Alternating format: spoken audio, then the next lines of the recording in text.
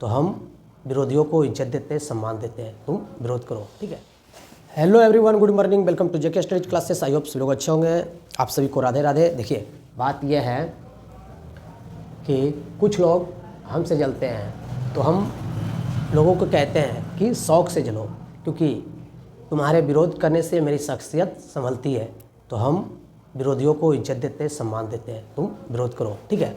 क्योंकि तुम विरोध करोगे तो हम आगे बढ़ेंगे, तो हमें लगेगा हाँ कोई हमें तो देख रहा है ना। चलिए ठीक है। बाकी एक क्वेश्चन है, ध्यान से देखिए। बोल रहा है क्या, 100 रुपये का 2 वर्ष का 10% वार्षिक ब्याज की दर से चक्रवृद्धि ब्याज क्या होगा। तो चक्रवृद्धि ब्याज हम आप लोगों को नहीं बताया, लेकिन हाँ साधारण ब्याज बता दिए हैं, जिसको हम सिंपल इंटरेस्ट कहते हैं। साधारण ब्याज बराबर होता है मूलधन गुना समय गुना दर बटा 100। उसी प्रकार चक्रवृद्धि ब्याज बराबर होता है मूलधन इंटू 1 प्लस दर बटा 100 पे पावर समय, और उसमें एक माइनस कर देते हैं तो चक्रवृद्धि ब्याज का फॉर्मूला आ जाता है। देखिए ध्यान से, हम लिखेंगे चक्रवृद्धि ब्याज, इंग्लिश में इसको बोलते हैं कंपाउंड इंटरेस्ट, ठीक है।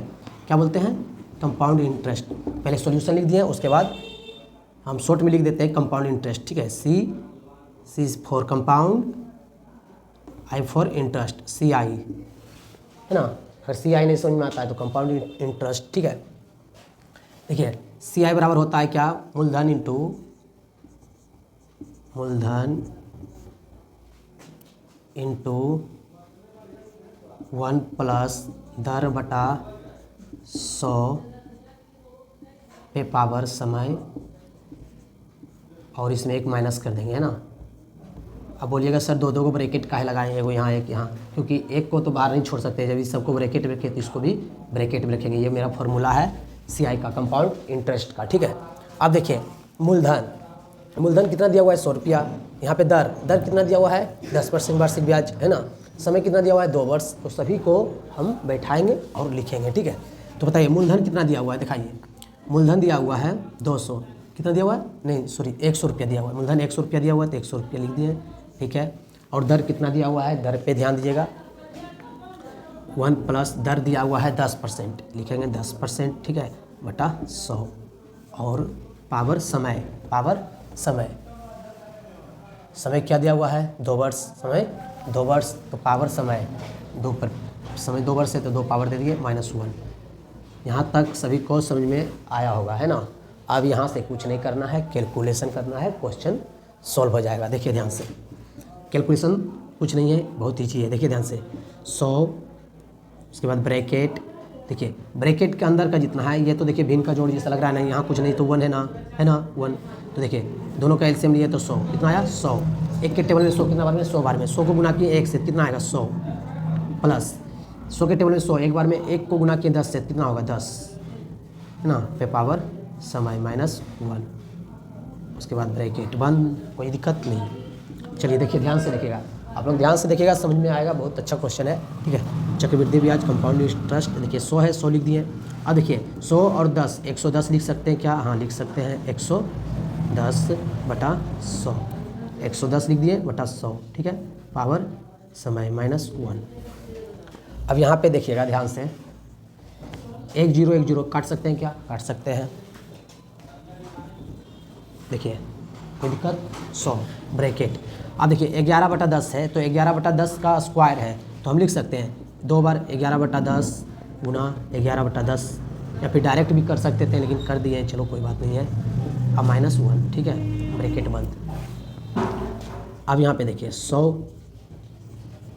11 गुना 11 कितना होता है, 121, कितना 121, कोई दिक्कत नहीं। 10 गुना 10 कितना होता है 100, और ये ब्रैकेट खत्म हो गया, छोटा ब्रैकेट, तो अब ये लिखेंगे -1। अब यहाँ पे देखिएगा, यहाँ कुछ नहीं तो 1 छिपा हुआ रहता है ना नीचे, हाँ, तो यहाँ पे भी भिन्न का जोड़ करना है, यहाँ पे भिन्न का जोड़ करना है, ठीक है। देखिए एक स्टेप और ले जाते हैं, 100 भिन्न का जोड़ करते हैं। देखिए एलसीएम लेंगे तो 100 और 1 का, तो 100 के टेबल में 100, एक बार में 1 को गुना करेंगे 121 से, तो 121। अब देखिए यहाँ पे 1 है तो 1 को के टेबल में 100 कितना बार में, 100 बार में। 1 के टेबल में 100 कितना बार में, 100 बार में। 100 को गुना किए हैं 1 से, तो 100। यहाँ तक समझ में आया होगा। एक का स्टेप और बचा है, ठीक है, देखिएगा ध्यान से। मैम बहुत अच्छा क्वेश्चन है, इंटरेस्टिंग क्वेश्चन है। देखिए 100 है ना, तो लिखेंगे 100 ब्रैकेट। अब यहाँ पे देखिएगा 121 है, 121 माइनस 100 है।